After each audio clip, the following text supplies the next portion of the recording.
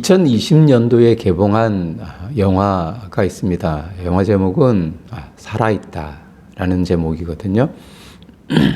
원인 불명 증세의 사람들이 이제 도저히 통제할 수 없는 그런 통제 불능이 되어서 또 사람들을 공격하는, 그리고 그 속에서 살아남기 위해서 발부둥치는 남녀의 이야기를 그린 영화입니다. 자, 상상을 동원한 영화지만 실제로 일어날 수 없는 불가능한 상황을 현실 세계에 반영하여서 그렇게 스토리를 전개하는 영화지만, 자, 영화를 보면서 참 살아남기 위해서 그렇게 발부둥치는 두 남녀를 보며 참 생명의 그 소중함, 생명의 그 유지를 위해서 애쓰는 그런 사람들의 그러한 단면을 저는 보았습니다. 자, 그렇죠. 생명의 소중함을 재난 영화든 또 여러 가지 많은 전쟁 영화든 목숨의 그런 소중함을 우리들에게 시사하는 것들이 참으로 많지 않습니까? 대부분의 사람들은 평생을 살면서 한 번도 타인의 생명을 위협하거나 살해한 경험은 없을 겁니다. 살인을 저지르지 않는다는 이야기죠. 최근 혐오 범죄로 모든 이들의 눈과 귀를 의심하게 만든 그런 사건들이 있었습니다. 지하철 역사에서 일어난 그런 사건을 통해서 우리의 눈과 귀를 의심할 정도로 아주 참 잔혹한 그런 한 모습들을 보았죠. 이런 특수한 상황을 배제하면 오늘 우리들에게 이야기하는 6계명, 즉 살인하지 말라라는 이 계명을 모든 사람들은 나는 잘 지키고 있어, 그렇게 생각할 수 있을 것입니다. 그리고 받아들이는 이에 대해서 별 어려움도 느끼지 않을 거예요. 6계명뿐만 아니라 이어지는 7, 8계명, 간음하지 말라, 도둑질하지 말라, 이 계명도 도둑질이나 간음 이런 것들은 나와는 별개의 이야기야. 나는 어려서부터 이 계명들은 잘 지키고 있어, 그렇게 모두가 인정하고 수긍하는 분위기가 많을 것입니다. 해당 사항이 없다, 그렇게 치부할 거예요. 그렇지만 하나님 나라 왕이신 하나님 주신 계명은 하나님 나라의 모범적이고 아주 기본적인 법들입니다. 우리는 이 계명 앞에서 소극적인 측면이 아니라 나와는 별 관계가 없고 그냥 여자적으로 그렇게 살아가니까 별 문제가 없다라는 이런 인식이 아니라 좀 더 확대하여서 적극적인 의미로서 우리들의 삶에 적용할 필요가 있겠다 싶습니다. 오늘 주어지는 6계명, 7계명, 8계명을 통해서 하나님이 우리들에게 무엇을 주셨는가, 그리고 주신 이 하나님의 그 뜻을 받들어서 어떻게 살아가야 하는가를 분명하게 느끼고 그렇게 실천해 나아가는 모든 성도님들 되시기를 주님의 이름으로 축복합니다. 자, 먼저 6계명은 확대된 생명보호입니다. 확대된 생명보호라는 측면 속에서 살인하지 말라라는 이 계명을 우리는 보아야 합니다. 여러분, 성경이 말하는 생명의 진정성은 무엇일까요? 사람이 살아서 숨을 쉬고 활동할 수 있는 그 능력, 그 힘을 가리켜서 생명이다 라고 정의를 합니다. 영어 사전을 보니까 이 생명에 대해서 간략하게 풀이를 해주고 있는데요. 이렇게 이야기를 하더라고요. 아주 소중한 것이다. 생명은 아주 소중한 것이다. 이렇게 영어 사전은 정의를 합니다. 숨 쉰다는 것, 그것은 소중하고 아주 귀하다는 것, 존중받아서 마땅한 것이다 라는 의미겠죠. 13절에 출애굽기 20장 13절에 하나님께서 이런 계명을 우리에게 주셨습니다. 살인하지 말라. 자, 이 계명에 대해서 신약성경 예수님께서 산상수훈을 통해서 이 계명을 보다 더 적극적인 의미를 부여하며 우리들에게 설명한 부분이 있습니다. 마태복음 5장 21절 그리고 22절 말씀을 보니까 예수님께서 모인 사람들에게 이렇게 이야기를 했어요. 형제에게 노하는 자마다 심판을 받게 되고 형제를 대하여 나가라 하는 자는 공회에 잡혀가게 되고 미련한 놈이라 하는 자는 지옥불에 들어가게 되리라. 참 이 부분들을 여자적으로 보면 참 예수님이 너무나도 노골적으로 이야기하고 계시는구나.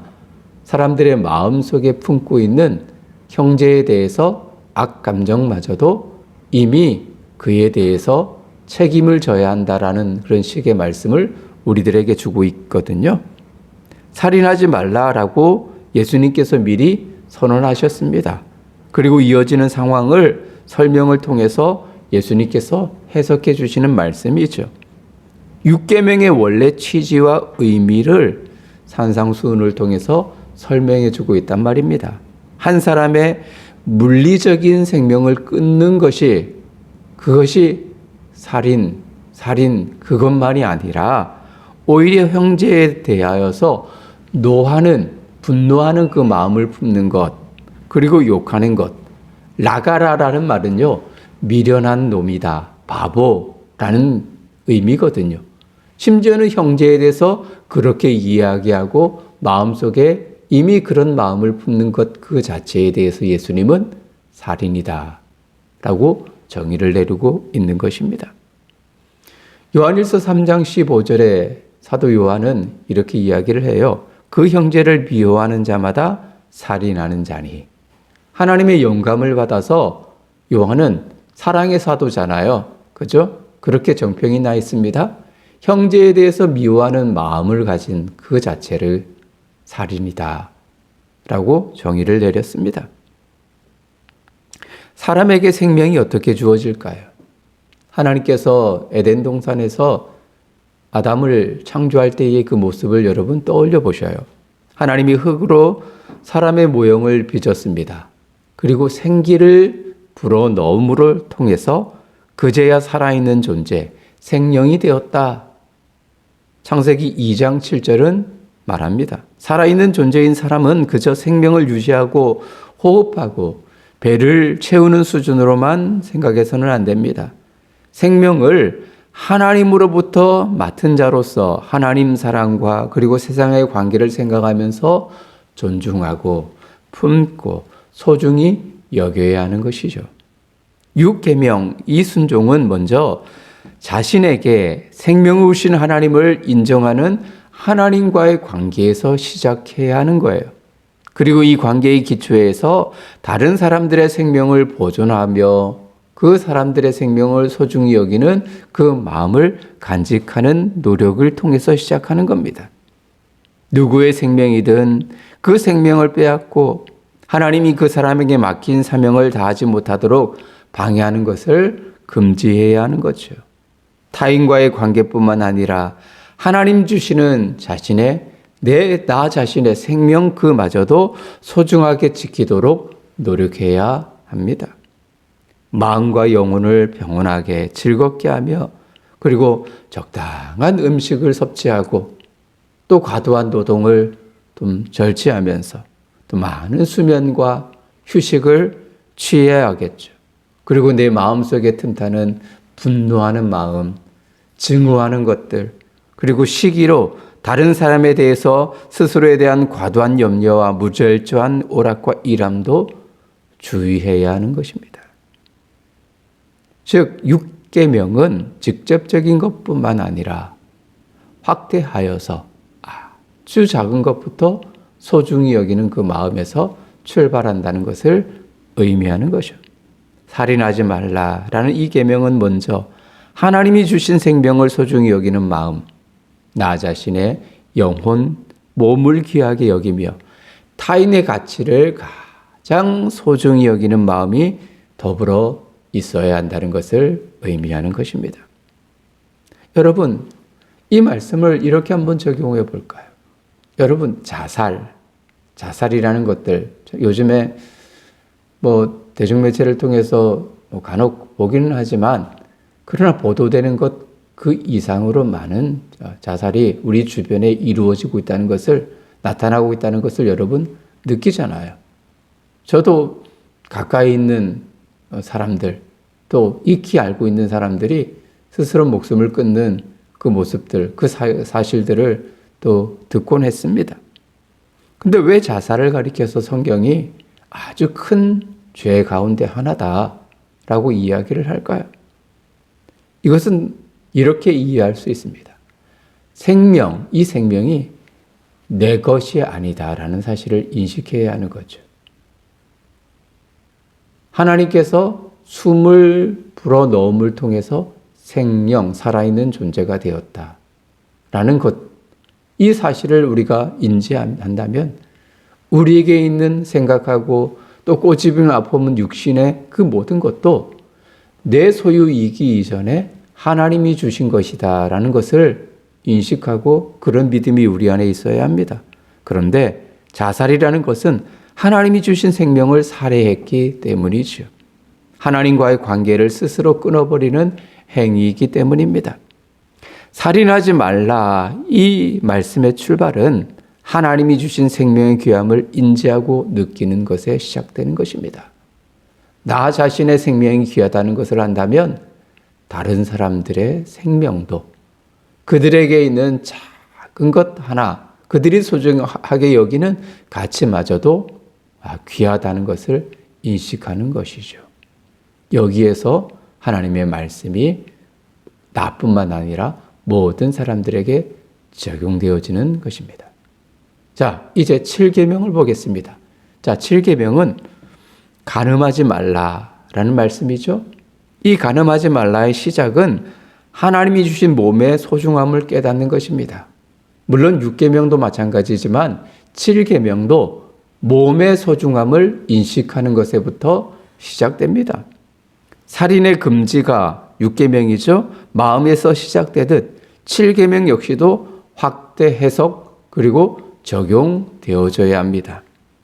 마태복음 5장 28절을 보면 마찬가지로 주님이 산상수훈을 통해서 이 7계명을 확대하여서 적용하고 있다는 것을 우리가 확인할 수 있습니다.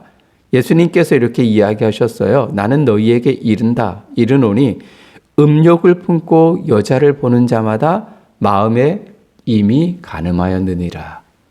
음욕의 마음을 품고 여자를 보는 그 자체가 이미 직접적으로 내가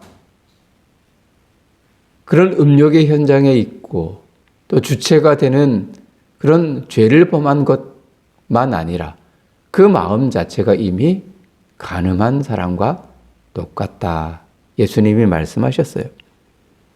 몸의 행위뿐만 아니라 마음마저 포함하고 있음을 우리가 엿볼 수 있겠죠. 음욕을 품고 여자를 보는 것까지도 7계명을 어기는 것이라 말씀합니다. 하나님의 성도는 몸과 마음의 거룩함을 지켜야 하겠고요. 특별히 부부는 하나님이 짝 지어준 한 남자와 여자가 하나가 되어진 이 부부는 사랑 가운데 서로 존중하고 서로에 대해서 책임지는 마음을 간직해야 하는 것입니다. 고린도전서 6장 19절 20절 말씀을 여러분 잘 알고 계시죠. 너희 몸은 너희가 하나님께로부터 받은 바 너희 가운데 계신 성령의 전인 줄을 알지 못하느냐. 너희는 너희 자신의 것이 아니라 값으로 산 것이 되었으니 그런즉 너희 몸으로 하나님께 영광을 돌리라. 하나님의 성령이 거하는 몸이다. 그러하기에 우리 몸으로 우리 스스로를 위한 것이 아니라 하나님의 영광을 구하는 삶을 걸어야 된다. 이야기합니다. 우리 몸은 그저 꼬집으면 아픈 육신의 한 부분만이 아니라는 거겠죠. 몸과 그리고 더불어서 영혼이 합쳐져 있는 것입니다. 이 모든 육체가 내 것이 아니라 하나님께 속해져 있는 거예요. 성령 하나님이 임하는 함께 하시는 성전 그 자체가 우리의 몸입니다. 7계명이 금지하는 간음의 문제를 여러분 이런 몸의 구조로 이해해야 되는 거예요. 간음이라는 것은 자신의 몸의 정체성을 깊이 알지 못하고 내 마음대로 몸을 쓸 수 있다는 잘못된 생각에서 출발하기 때문입니다. 그리고 이 7계명은 간음하지 말라라는 이 계명은 부부 사이에만 적용되는 계명은 아니겠지요. 부부 되기 이전에 남녀 간에 그런 모든 사람들에게 적용되어지는 말씀입니다. 하나님은 남녀 간의 성적인 관계를 오직 하나님이 직접 정하신 혼인 제도 안에서, 혼인 서약 안에서만 허용하셨습니다. 따라서 혼인을 하기 이전에 요즘에는 동거라는 것이 아주 대세가 되어졌습니다. 결혼하기 전에 한번 살아보자. 성격이 맞는지, 그리고 또 서로의 그런 좀 다른 그 문화권 속에서 살던 그 이들이 하나가 되어질 수 있는 가능성이 있는지를 한번 살아보고 결정하자라는 그런 문화가 팽배합니다. 그래서 결혼 전에 남녀 간에 그런 하나님이 허락하지 않는 그런 범위를 참 벗어나는 이들을 많이 보는 거죠. 아닙니다. 결혼 전에는 몸과 생각과 감정, 말해서 순결함을 유지해야 합니다. 결혼 전에 이런 훈련을 하는 것은 부부가 된 이후에도 보다 유익한 결과가 나타납니다. 청소년기나 결혼 전 청년기의 잘못된 상상들, 경험은 그 자체로도 7계명을 어기는 것이지만 이것이 결혼 이후 부부관계에서도 좋지 않는 결과를 이렇게 낳는 부분들이 많이 있는 거예요. 남편과 아내, 이런 서로에 대한 관심과 사랑, 그리고 존경의 마음을 쏟기보다는 일정 기간이 지나면 오히려 여자는, 아내는 다른 남자에게, 남편은 혹 다른 여자에게 더 관심을 보이는 경향들이 나타나는 것입니다. 이것이 하나님께서 주신 계명들을 소중히 여기지 않는 이런 불순종에서 나타나는 결과인 것이죠. 물론 결혼이 자동으로 이런 모든 시험과 유혹을 이기게 하는 것은 아닙니다. 그렇기에 몸과 영혼의 왕이시며 주인이신 그리스도를 굳게 붙들고 힘써 서로에 대한 의무를 다해야겠죠. 그렇다고 해서 엄격하게 금욕적인 생활을 하라는 이야기는 아닙니다. 잘못된 금욕주의는 멀리해야 합니다. 부부관계는 하나님이 즐기도록 허락하신 영역임을 여러분 아셔야 합니다. 금욕의 은사가 없는 이들은 결혼해야 하겠고요.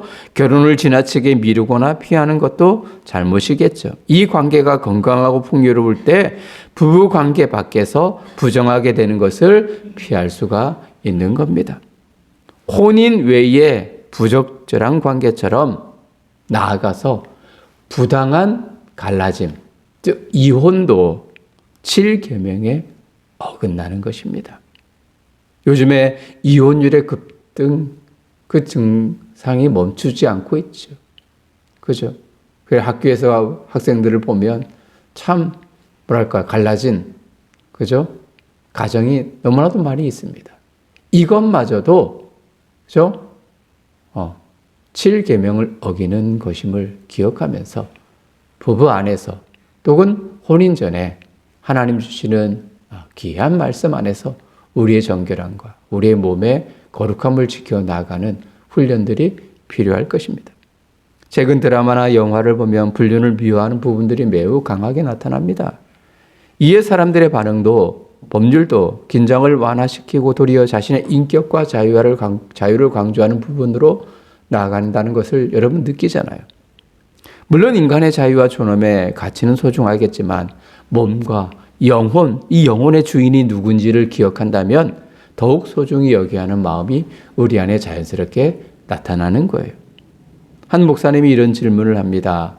성도님들과의 신체적 접촉은 어디까지 하는 것이 좀 자연스러울까요? 다른 분이 이런 이야기를, 우리 교회는 악수 위에는 절대 하지 않습니다. 등을 토닥거리거나 혹은 어린아이라 할지라도 머리를 쓰다는 행위는 절대 하지 않습니다. 또 어떤 분들은 이야기를 해요. 우리는 여자 성도님과 악수조차도 하지 않습니다. 그저 눈인사만, 목례만 합니다. 이것이 규정이 되어져 있습니다. 그렇게 이야기하는 목사님도 계십니다. 왜요? 조심하고 또 조심해야 된다는 것이 하나의 대세이기 때문이죠. 그러면서 한 분이 이런 말을 합니다. 상대가 수치심과 모욕을 느낀다면 그것 자체가 성희롱입니다. 나아가서 그것이 오히려 하나님 주신 7계명을 어길 수 있는 가능성이 열려져 있습니다. 맞는 말이겠죠. 내가 좋다고 해서 그것이 아니라 상대방을 무척이나 고려하고 특히 함께 하나가 된 부부, 그죠? 하나가 된 배우자의 그런 인격과 그를 생각하는 그것이 하나님이 주신 관계를 지킬 수 있는 여건입니다. 나뿐만 아니라 좀 더 확대하여서 가장 우리 몸의 주인이 누구이고 또 상대방의 몸에 그리고 그 인격의 주인이 누구인지를 우리가 깊이 고려한다면 이 계명을 우리가 온전히 지킬 수 있는, 그래서 우리 몸으로 하나님께 영광을 돌릴 수 있는 거룩한 하나님의 성도가 될 수 있을 것입니다. 자, 마지막으로 8계명을 우리들에게 말씀하시는 하나님의 은혜가 있는데요. 이 8계명은 하나님께 모든 것이 속해 있음을 인정하는 것입니다. 도적질하지 말라. 물론 6계명, 7계명도 마찬가지지만 8계명, 그죠? 신체, 물질, 모든 것이 포함이 되어져요. 이 모든 것이 하나님께 속했다라는 것을 인정하는 것에서부터 출발한다는 것을 여러분 꼭 명심했으면 좋겠어요. 우리는 8계명을 남의 물건을 훔치는 것에만 한정해서 생각하기 쉬워요.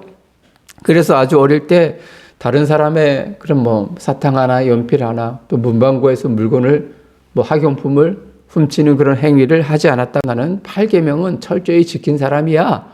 그렇게 치부하면서 말하는 분들이 있습니다. 그러나 과연 이 계명은 그 정도만을 의미할까요? 답은 아니겠죠.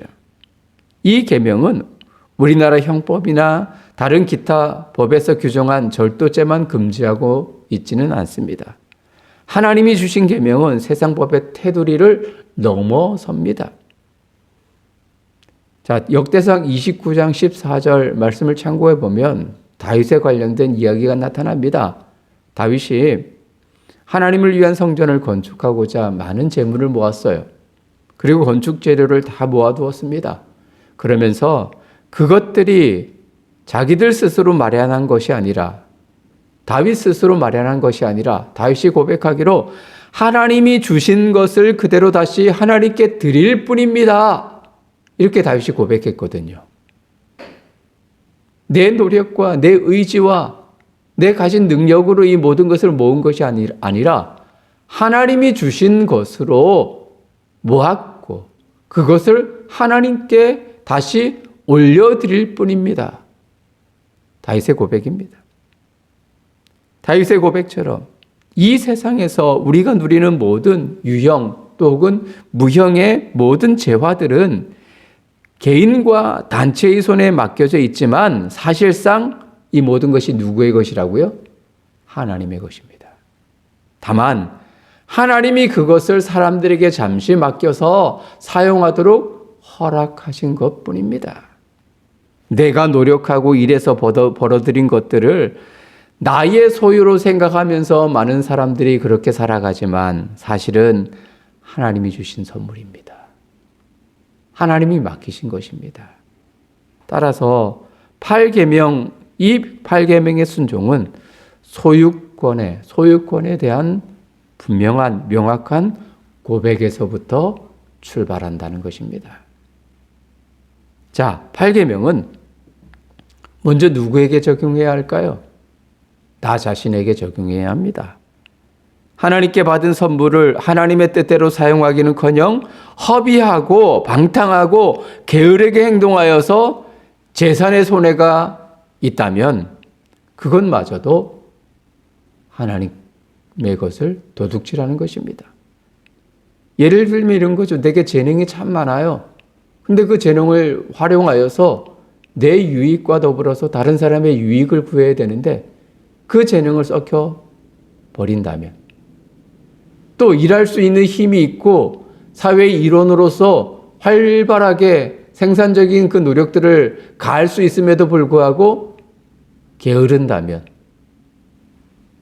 그것마저도 하나님의 것을 도둑질하고 있다는 것을 여러분 명심해야 하는 것입니다.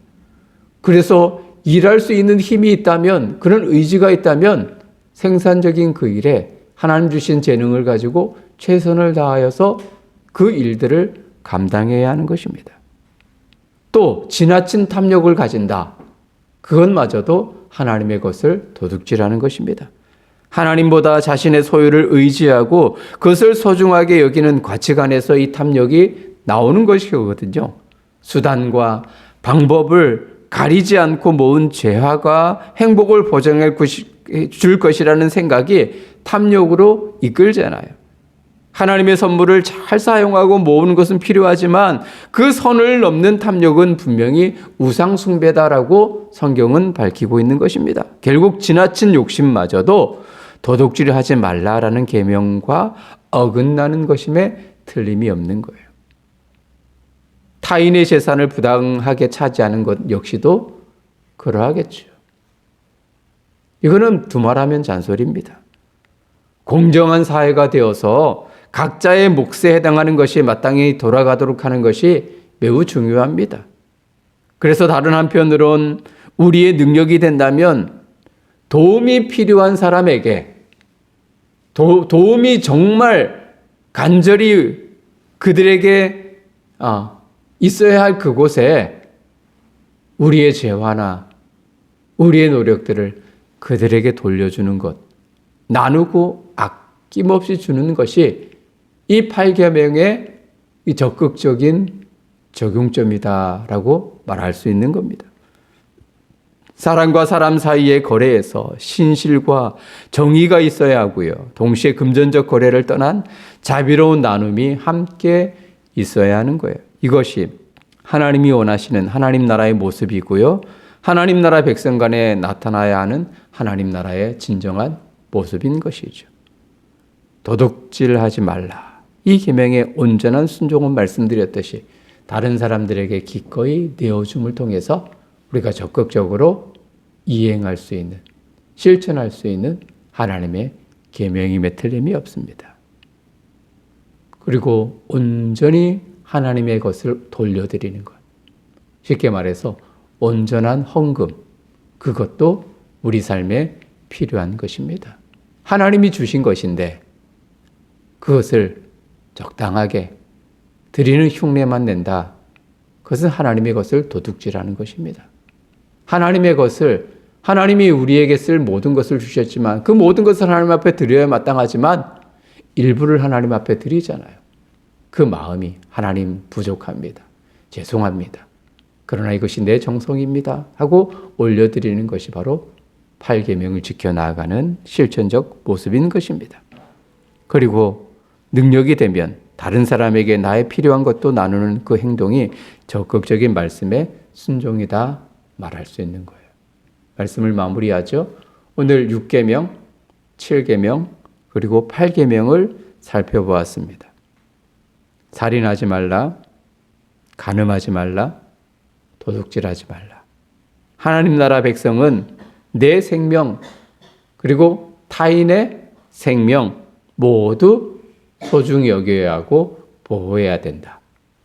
하나님 나라의 성도는 몸과 마음의 거룩함을 지켜야 한다. 내 몸이 그리고 상대방의 그 몸이 하나님의 성전이다. 몸으로 하나님 앞에 영광을 돌려야 한다라는 사실을 기억하면서 모든 그 가치의 중심이 그죠? 하나님께 있어야 된다는 것을 의미하는 겁니다. 그리고 마지막으로 하나님 나라의 거룩한 자녀는 모든 재화, 여기서는 몸, 물질, 세상의 모든 것 다 포함이 되겠죠. 그 모든 것이 하나님께서 주신 선물이다. 그래서 하나님 앞에 온전히 올려드리고 그리고 필요한 곳에 적절히 나누는 삶이 필요하다. 이것이 바로 8계명의 온전한 순종이다. 그래서 여러분 기억하셔요. 6계명, 7계명, 8계명, 살인, 간음, 도둑질하지 말라. 이 계명을 나 자신에게부터 적용하고 또 소극적인 것이 아니라 적극적으로 해석하여서 적용하여서 이 모든 것으로 하나님 앞에 영광을 돌리고 하나님이 주신 것에 대해 감사함으로 실천적인 삶의 영역에서 승할 수 있는 모든 들사랑의 식구들 되시기를 주님의 이름으로 축복합니다.